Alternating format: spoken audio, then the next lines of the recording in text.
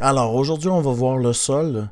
On va voir où il va se rendre pour le bull run. Et aussi, on va voir là, une belle entrée qu'on pourra trouver ensemble. Mais avant d'aller plus loin, je veux te parler de mon team Crypto Québec. Regardez les résultats.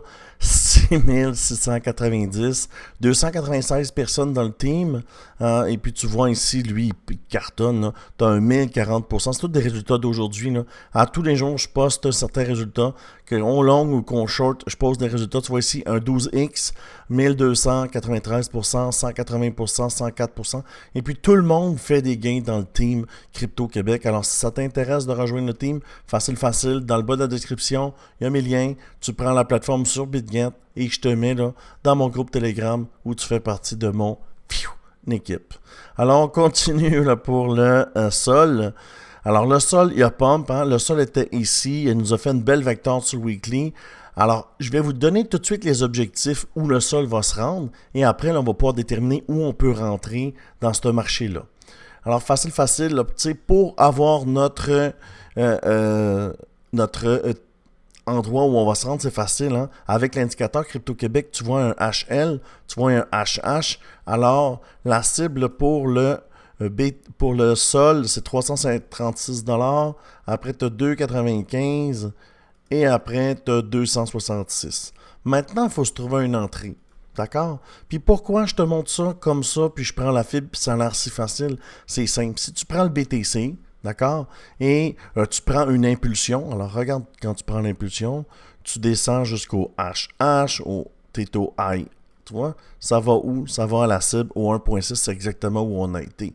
Alors, sans vouloir me justifier, c'est comme ça qu'on détecte quand on est dans une sphère où on n'a pas de target. Sinon, ben, on va au prochain sommet. Tu vois? Alors, pour tourner sur le sol, on a trouvé où on s'en va. Maintenant, il faut trouver une bonne entrée. Parce que ici, on est à 336 $. On ne peut pas acheter un top. Ça se fait pas. On n'achète pas de top. Fait que si tu détermines des bonnes entrées sur le graphique que tu vois là, une bonne entrée, c'est un BOS. Alors, tu as un BOS, tu montes. Tu as un change of character. Alors, tu as un caractère qui change, tu vois. Tu changes, ça monte. Mais ça te donne un BOS, ça monte. Un BOS, ça monte. Là, on est live sur un BOS. Est-ce que tu le vois, le BOS? Et on a eu un petit ici pour cette structure-là. Et ici, on vient de casser le plus haut des 2 dernières années. Vous comprenez? Ça, c'était le plus haut. On vient de le casser. Alors, on va faire des zigzags, mais on va se rendre. Maintenant, on ne peut pas rentrer sur Weekly. Acheter là, c'est peut-être que ça va prendre 2-3 mois avant de t'arriver là. Maintenant, il faut juste se chercher quelque chose qui a du sens. On descend sur le daily. Là, sur le daily, c'est la même technique. OK? Le volume augmente. Là, présentement, si tu achètes, regarde, ton stock RSI est en haut. It's not good. C'est bon d'acheter quand le stock RSI est en bas. Tu vois? Puis en bas, c'est ici. Puis pour être sûr de ne pas prendre trop de temps, tu vas rentrer sur un change of character. Est-ce que tu comprends? Tu vois ici, ça descend. OK? Parce que regarde tous ces journées-là ici. D'ici à là, on a 101 jours. Est-ce que tu vas attendre 101 jours dans ce range-là? La réponse, c'est non. Fait que, comment tu fais pour savoir quand c'est le temps? Bien, c'est facile à identifier. Dès que tu as un change of character, ça monte. Dès que tu as un change of character, ça monte. Dès que tu as un BOS, ça monte. Dès que tu as un change character, ça monte. Dès que tu as un BOS, ça monte.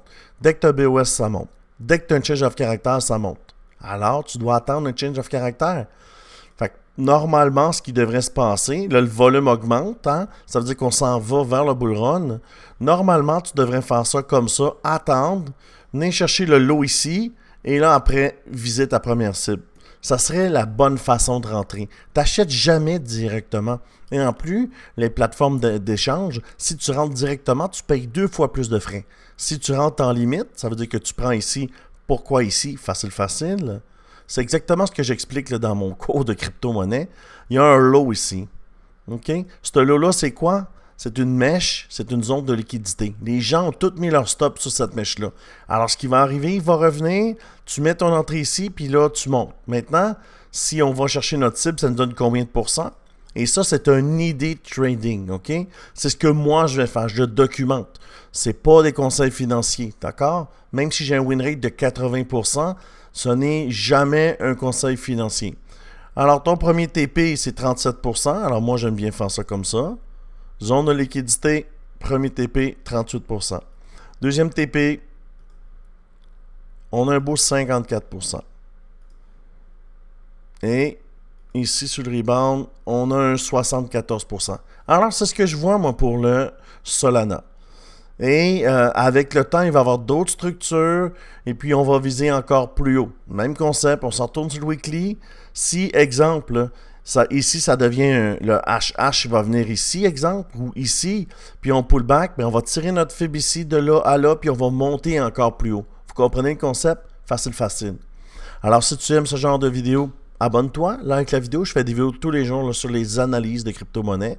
Et puis, si tu veux venir rejoindre mon team, dans la description, il y a le lien. Et puis, tu peux rejoindre mon team Crypto Québec sur BitGet. Alors, je te dis merci.